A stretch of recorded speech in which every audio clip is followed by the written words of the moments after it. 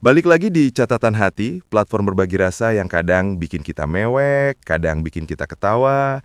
Gua Arga, and I'm connecting with you all dari studio malam ini. Dan malam ini, kita akan membahas konsep kunci untuk bertahan hidup di era online ini, yaitu me time. Bukan egois, tapi investasi diri.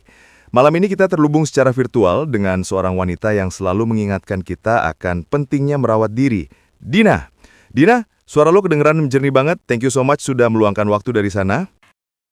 Halo Arga, thank you juga undangannya. Senang bisa terhubung. Bener banget gak? Banyak dari kita yang merasa bersalah ketika mengambil waktu untuk diri sendiri.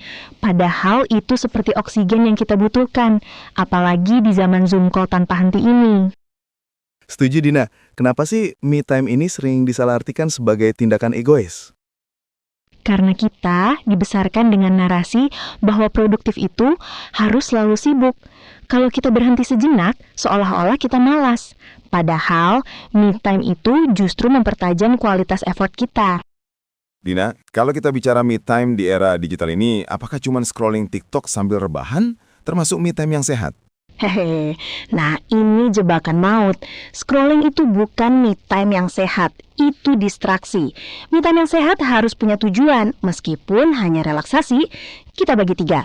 Pertama, me time fisik. Matikan semua gadget, tidur siang, olahraga ringan, atau mandi air hangat. Yang kedua nih, me time mental. Disconnect dari layar, meditasi, journaling, atau duduk diam tanpa notifikasi. Terakhir, me time kreatif. Melakukan hobi tanpa tekanan, melukis, main gitar, atau sekedar membereskan ruangan yang berantakan. Itu penting, karena kadang kita merasa sudah istirahat, padahal mata dan otak kita masih kerja keras karena blue light. Bagaimana cara kita tahu bahwa kita sangat butuh me time? Sinyal utamanya, rasa cepat marah, mudah stres, dan kesulitan fokus. Kalau kita mulai sensitif pada notifikasi chat kantor di jam malam, itu tandanya tangki energi sosial kita sudah kritis. Jangan tunggu sampai lowbat baru diisi. Kita hidup di era hybrid dan remote work. Gimana cara kita, terutama yang terikat meeting online, mencuri waktu untuk me time? Kuncinya adalah komunikasi dan boundaries yang tegas. Jadwal eksklusif, anggap me time seperti Zoom meeting yang wajib. Blokir 30 menit di kalender lo. Gunakan waktu transisi. Manfaatkan waktu gap 10 menit antar meeting untuk stretching, bukan langsung buka email lain. Atau 15 menit setelah logout kerja, duduk diam di balkon. Digital firewall, matikan pop-up notifikasi dari aplikasi kerja setelah jam 5 sore. Kita harus mengajarkan orang lain untuk menghargai off time kita. Boundary itu penting ya. Me time bukan dicari, tapi diciptakan dengan perencanaan yang firm. Dan tidak ada rasa bersalah setelahnya.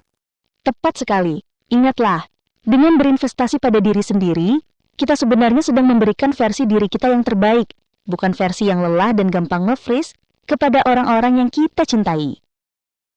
Sebelum kita tutup panggilan ini, apa pesan penutup lo untuk pendengar catatan hati? Ambil waktu itu dan nikmati tanpa rasa bersalah. Self-care itu bukan kemewahan, tapi kebutuhan mendasar. Ketika kamu pulih, kamu bisa memberi. Ketika kamu bahagia, kamu bisa menyebarkan kebahagiaan. Pesan yang sangat menenangkan. Jadi, gini Dina. Sampai di sini, kita sudah sepakat bahwa me time itu wajib. Tapi Dina, ada satu pertanyaan yang sering muncul di kepala banyak orang. Apakah orang yang sering me time itu sama dengan orang yang penyendiri? Itu adalah kesalahpahaman terbesar, Arga. Jawabannya adalah tentu saja tidak sama. Kenapa? Kalau dilihat dari luar, sama-sama sedang sendiri, sama-sama tidak berinteraksi, apa yang membedakan substansinya? Pembedanya terletak pada niat dan perasaan yang mendasarinya. Kita sudah sepakat kalau me time bisa juga bikin kita produktif dengan menyalurkan hobi dan lainnya. Jadi intinya me time itu adalah pilihan yang positif yang datang dari rasa cinta pada diri sendiri. Sementara penyendiri adalah kondisi negatif yang datang dari rasa kurangnya koneksi. Nah, itu intinya. Me time itu seperti kita masuk ke kamar mandi untuk membersihkan diri. Itu adalah pilihan untuk menjadi lebih baik. Kesepian adalah ketika kita dikunci di kamar mandi tanpa sengaja dan kita panik. Keduanya sama-sama sendiri, tapi hasilnya sangat beda. Itu perumpamaan yang luar biasa. Jadi, kalau ada yang bilang kita penyendiri karena sering me time, kita bisa jawab, saya sedang berinvestasi, bukan mengisolasi diri. Dina, sebelum kita tutup panggilan ini, apa pesan penutup lo untuk pendengar catatan hati? Ambil waktu itu dan nikmati tanpa rasa bersalah. Self-care itu bukan kemewahan, tapi kebutuhan mendasar. Ketika kamu pulih, kamu bisa memberi. Ketika kamu bahagia, kamu bisa menyebalkan kebahagiaan.